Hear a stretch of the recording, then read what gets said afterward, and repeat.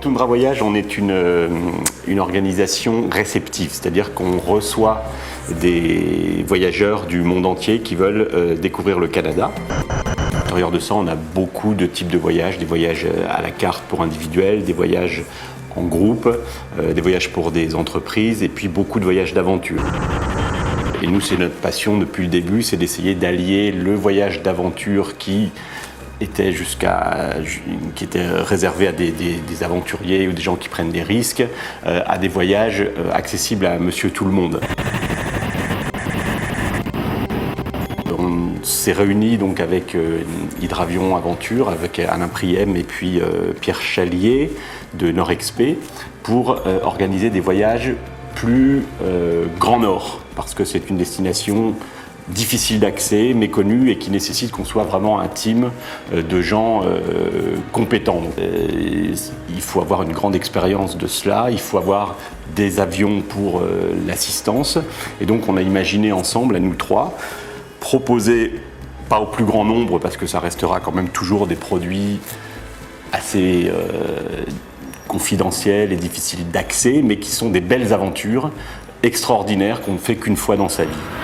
On part vers Manicouagan et on va s'arrêter à Chicoutimi, à Saint-Honoré, l'aéroport, pour refueler, pour une étape. On a à peu près 4h30 de vol aujourd'hui pour monter vers le nord du Québec.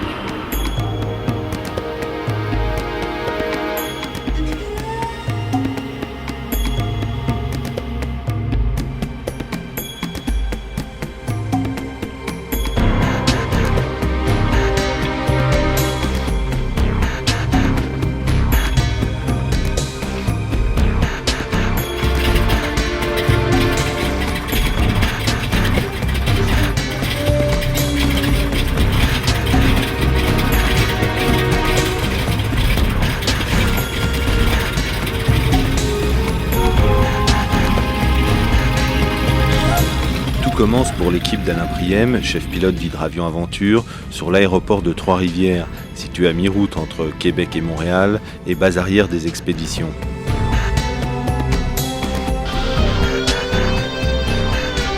Avion emblématique du Canada, c'est un Beaver qu'utilise Alain pour la plupart de ses aventures. Solide et fiable, c'est un véritable 4x4 de l'air, pouvant aussi bien se poser sur l'eau que sur la neige en toute sécurité.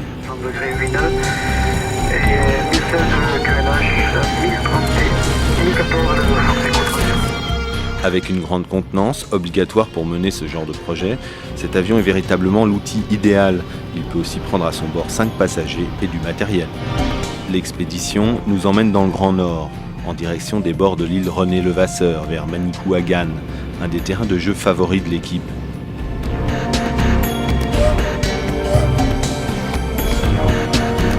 Elle va nous permettre de découvrir 4 régions du Grand Nord. La baie James, située au nord-ouest du Canada, territoire amérindien et région des grands barrages hydroélectriques. Eyiouiché, terre de tradition des Indiens Cris et paradis de la nature. Et l'immense région de la côte nord que se partagent Duplessis et Manicouagan, territoire de toundra et de taïga, de forêts et de côtes qui offrent un périmètre unique pour toutes sortes d'activités variées comme la chasse, la pêche ou l'observation des baleines.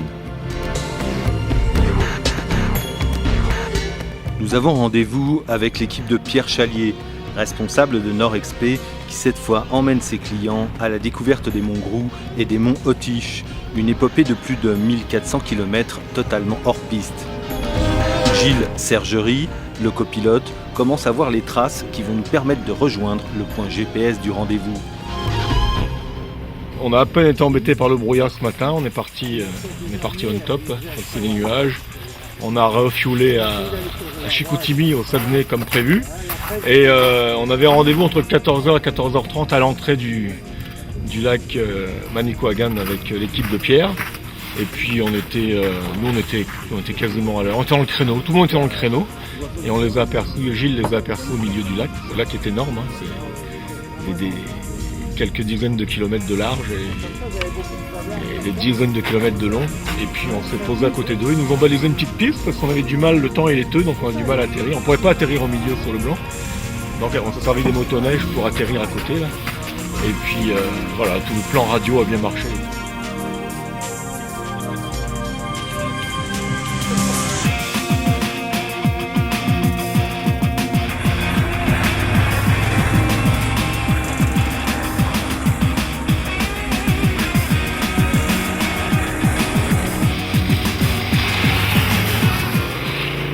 point de rencontre improbable au milieu du lac Manicouagan a permis de faire le point sur le trajet à venir et le prochain point de ralliement. Les motoneiges de Nord-Exp sont des skidoo de 600 et 800 cm3, spécialement conçus pour le hors-piste et modifiés pour ce type de mission. Avec des châssis renforcés, elles permettent aux aventuriers de traverser la plupart des situations sans encombre. Nous nous dirigeons vers le refuge du prospecteur pour passer la nuit. Là, on va équiper l'avion pour la nuit. Donc on lui met sa petite couverture. On va le recouvrir complètement de couverture isolante comme ça, en cas de neige la nuit, de givre, etc. Puis on l'a équipé avec des heaters, des chaufferettes. On va mettre un groupe en dessous de l'avion et on va garder demain matin tôt, on va tout brancher pour, il nous faudra à peu près 2 heures pour tout en température. C'est des moteurs en étoile, là, il faut que ce soit chaud, il y a beaucoup d'huile pour mettre en route le matin et pour ne pas l'abîmer.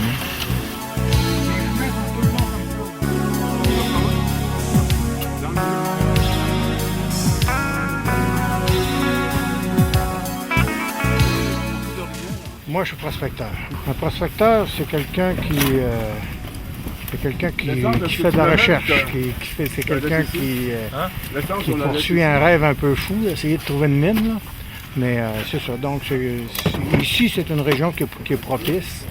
Donc, ça fait 17 ans que je suis installé ici et que je fais de la recherche. Je cuise nickel, or, platine, tout ce qui bouge en fait de minéraux.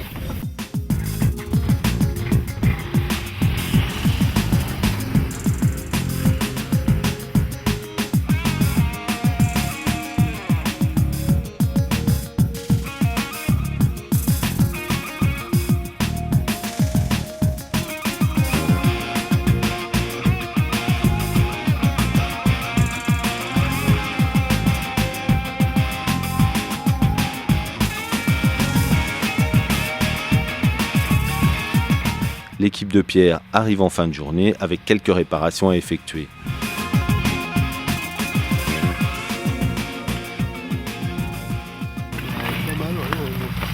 Les conditions sont un peu dures parce qu'on a de la glace. Et, il y a eu un épisode de pluie, ça a tout gelé. Alors des problèmes de refroidissement, puis de lubrification des glissières pour les chenilles. Et puis comme les lacs sont durs, ça cogne beaucoup sur les suspensions parce qu'on est assez lourd en plus. Donc là on a cassé un bras oscillant d'une motoneige. Puis moi j'ai cassé ma colonne de direction. Donc on a un peu de soudure à faire, ça tombe bien qu'on est là.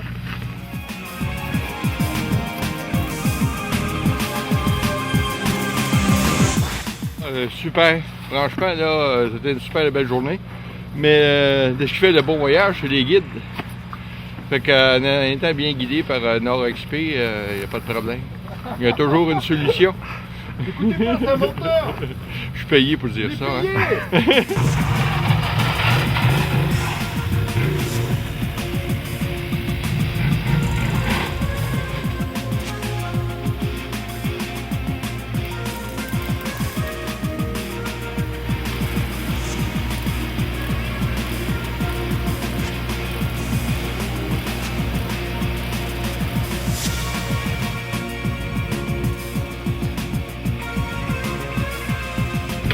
Elle a affaibli ma suspension parce que là, elle n'a pas trop dur.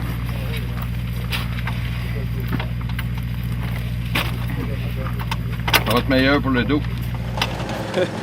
Cassé dans les lames, dans les glaces, les cassures de glace, on a cassé la suspension en avant. Je l'avais cassé il y a 2 semaines, on l'avait soudé, pas autant que ça. Et là, tant qu'à l'avoir, on va le faire heavy duty. Puis là, on a cette pièce-là qui a disparu. Fait qu'on a fabriqué un autre. On va y mettre avec un téflon à l'intérieur, percé, pour mettre les ressorts. Il a fallu amener les drones qu'on s'était fait livrer à la pourvoirie. Et on les a descendus au motoneige avec le traîneau à l'avion. L'avion, on ne peut pas le monter là-bas. Et maintenant, il faut refueler l'avion. Je faisais de la motoneige avec Nord-Exp. Et puis on s'est dit que pour aller plus loin dans le nord et emmener des clients, on avait besoin de l'avion. L'avion apporte le soutien logistique, la sécurité, puisqu'on peut évacuer quelqu'un. On achemine au point le plus éloigné l'essence dans des drums, indispensables aux motoneiges. Ça nous permet d'aller beaucoup plus loin dans le nord. On ne serait pas capable d'aller aussi loin s'il n'y avait pas l'apport de l'avion sur ski. Ce soir, nous avons filet de porc braisé avec une petite sauce aux tomates, fèves vertes et jaunes accompagnées de tomates cerises et gratin dauphinois.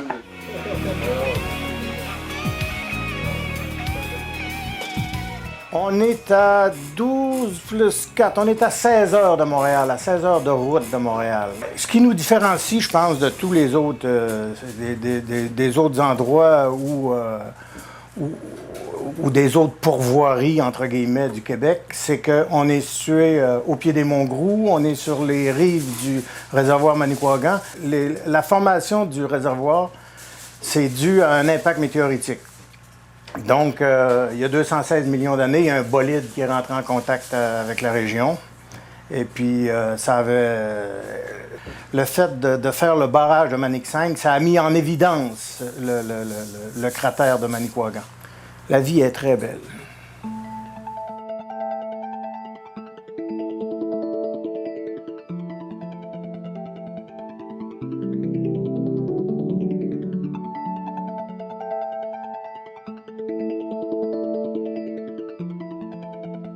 Il est 6 heures, on s'est levé à 5 heures. Température. Moins 20.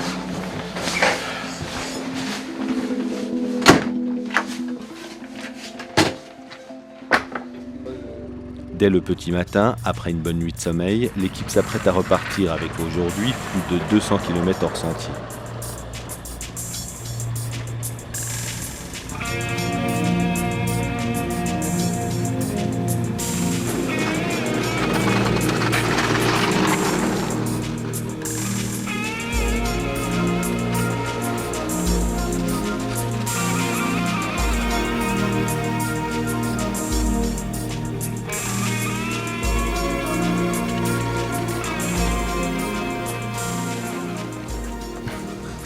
Là, ce matin, nous, on fait 2 trucs.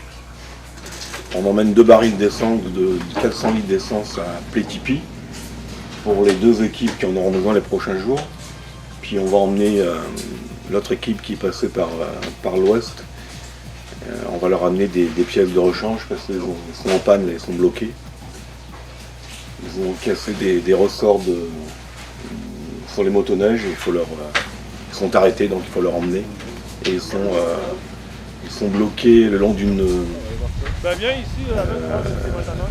c'est une mine. Une mine. Puis il y a une petite piste là, puis on va se poser, on leur donne les pièces de rechange et puis on rentre en après-midi.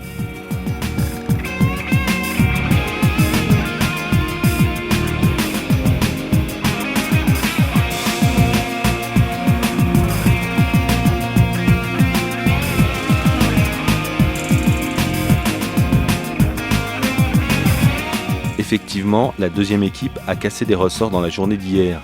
Et une fois de plus, nous pouvons apprécier l'efficacité du soutien aérien, sans qui le raid aurait été fortement compromis pour certains.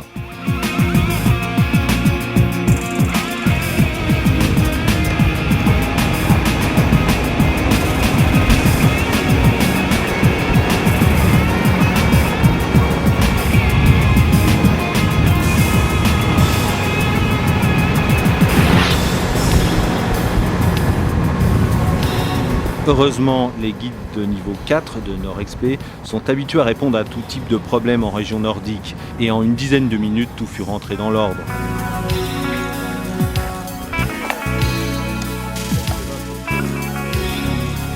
À mon avis, il va faire moins 15 ou moins 18.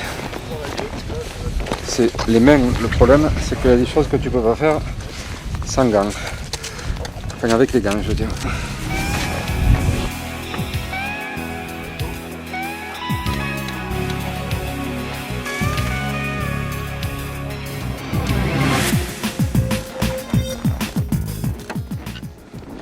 Là, présentement, c'est de la poudreuse qu'on a. Il y a beaucoup de neige. Il doit y avoir 30 cm certains, gros, hein? Ah ouais, Comme faut. 30 à 50 cm de neige poudreuse. Que quand la machine, la motoneuve, elle sort dans la neige, ben là, elle s'enfonce.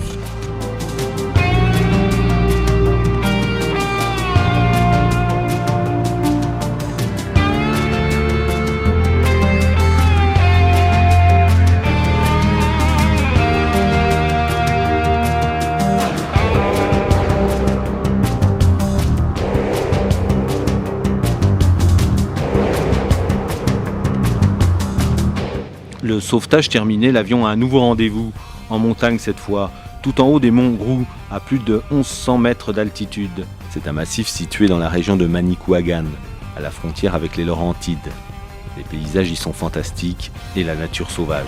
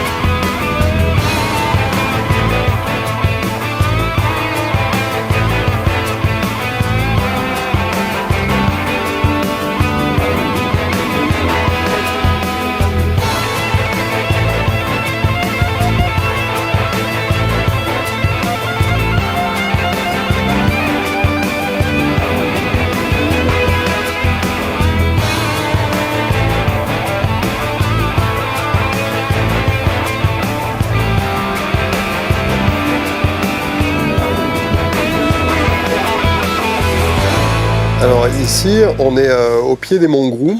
C'est un des plus hauts massifs au Québec.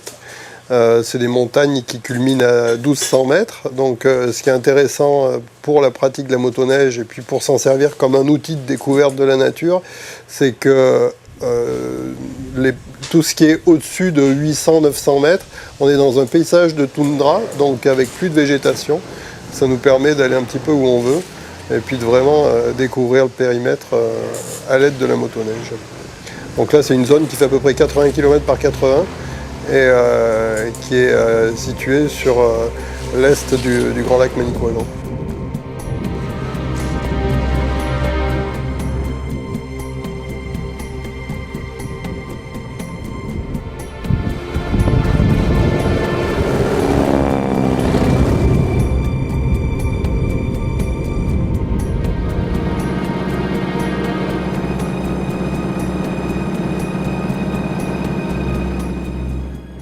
Il y a des gens de Montréal, de Québec, de Trois-Rivières qui viennent ici. Et c'est un très, très long voyage. Hein. Il y a des gens qui font 13 heures de voiture pour venir avec leur embarcation, pour venir passer une semaine de pêche ici. Parce que le réservoir, c'est un terrain de jeu fabuleux pour des expéditions en bateau. Les paysages sont fantastiques. Les gens disent même que prendre du poisson, c'est facultatif. T'sais, venir ici, pour eux, c'est une retraite un peu. C'est justement se retirer de la ville et profiter du silence, profiter du calme. C'est tout ça hein, que les gens recherchent quand ils viennent ici.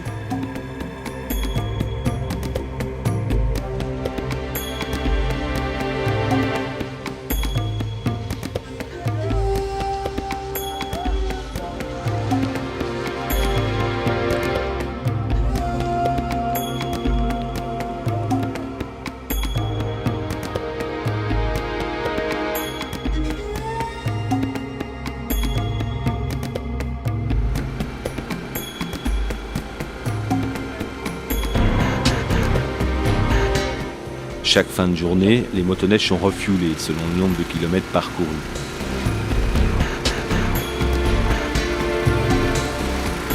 Le lendemain, Alain va lui aussi faire le plein à Fairmont, situé au-delà du 52e parallèle et à 15 km de la frontière avec le Labrador. Là on est à Fermont, ville minière comme son nom l'indique. Et on est à la frontière du Labrador. C'est moins 18, moins 20, ça se réchauffe. Et on va refueler l'avion parce que c'est un des derniers endroits où on peut refueler. Et puis on a toujours notre problème quand on est en pleine brousse, c'est d'avoir de l'essence disponible. Heureusement cet avion il prend un peu tous les types d'essence, il prend de l'essence avion puis également de l'essence automobile. Donc ça nous dépanne pas mal.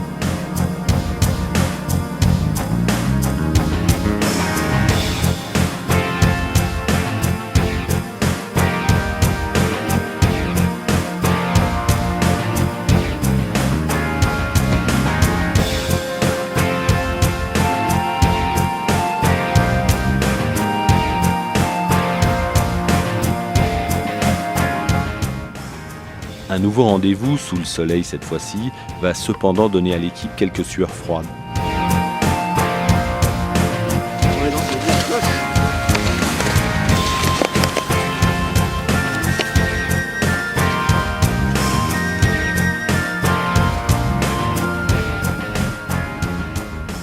Grande avventura, tutto bien, bellissimo. Mais là on décolle avec des clients pour aller à Matonipi, parce que ça avance plus beaucoup. Là comme on voit de la slush, c'est de l'eau en dessous de la neige.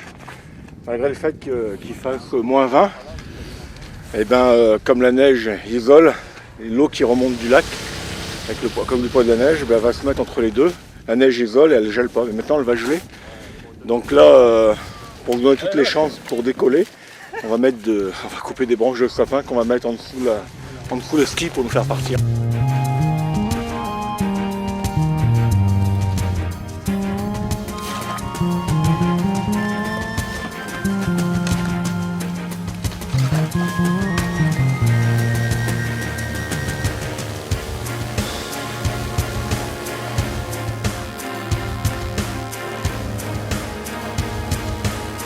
Heureusement, l'expérience l'emporte et malgré quelques difficultés, Anne a réussi à décoller.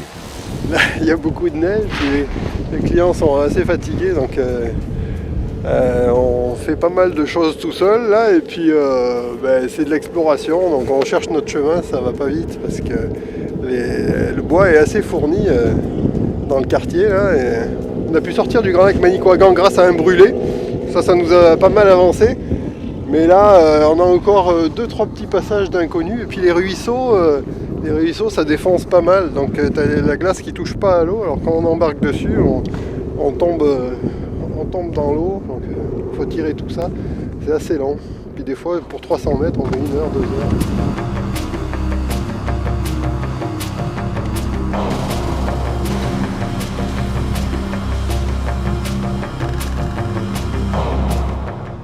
L'équipe de Pierre se remet en route et traverse forêt et lac pour se rendre à la pourvoirie Plétipi, au bord de l'immense lac du même nom où baignent plus de 900 îles.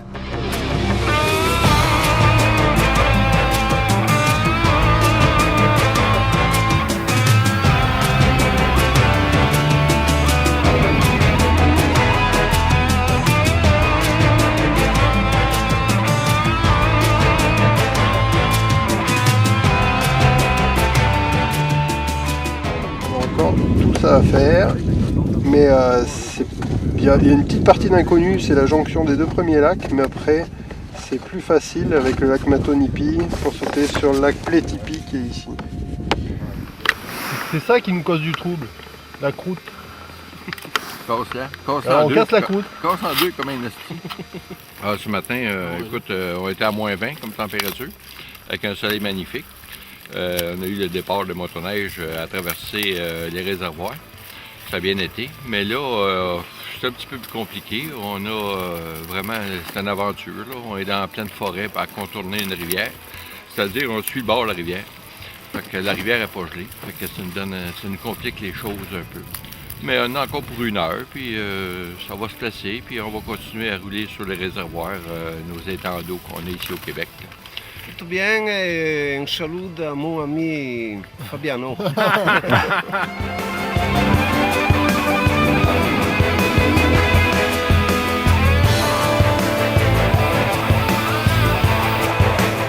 Là, la température refroidit, le vent il est bien placé, merveilleux. On utilise les moyens à disposition pour fabriquer une belle aventure pour nos clients. Voilà. Donc garder un petit peu de plaisir toujours, puis pas les brûler parce qu'il y a encore 6 jours à faire et il ne faut pas que ça se termine en une mauvaise aventure. Donc que des bons souvenirs, un petit tour d'avion, ça fait du bien. En été, cet endroit n'est accessible qu'en hydravion, ce qui en fait tout son charme. Elle est accessible par la région de la baie James, où un panorama intact et sauvage, ainsi que de nombreux caribous attendent les participants.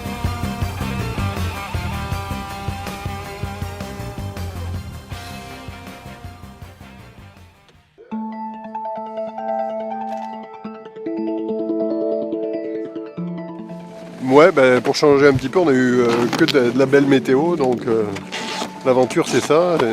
Ça change aussi d'aspect, mais une petite neige, là, ça va refroidir nos motoneiges, ça va être parfait. Puis on fera une petite journée rayonnante vers les monts Autiches. C'est 10-20 personnes qui vont peut-être dans tout l'hiver, surtout les Indiens Cris de la baie James qui se rendent là-bas parce qu'ils ont un accès par le côté ouest, par le lac Mistassini, le lac Pluto. Donc c'est une région très très sauvage, encore plus sauvage que les monts Grou. Des montagnes qui culminent pareil de l'ordre de 1200 mètres. Avec des très beaux paysages, mais aujourd'hui on n'aura pas la vue sur les paysages. Et là on voit les monts Grou, les monts Autiches, puis il y a l'équipe de Pierre qui a fait la boucle en haut des monts Autiches. Et là c'est au moyen de spots par satellite, localisation par satellite, on peut suivre leur progression. Donc là ils viennent de rentrer, ils ont fait la boucle complète, ils sont montés en haut des monts Autiches. Et c'est pour la sécurité, pour la progression. On voit exactement où ils sont. Ça envoie une position tous les 10 minutes. Encore 240 aujourd'hui, 140 demain. Puis c'est que du bassin de la rivière. Le beau temps devrait être avec nous. Donc l'important maintenant c'est de finir et ramener tout le monde en bonne forme. Mais ça va bien se passer. Je pense que l'objectif qu'on s'était fixé est plus qu'atteint. Donc tout le monde est content. C'est tant mieux. Voilà. En attendant l'année prochaine, c'est plein d'images dans les yeux et de sensations fortes que se termine ce voyage hors du commun.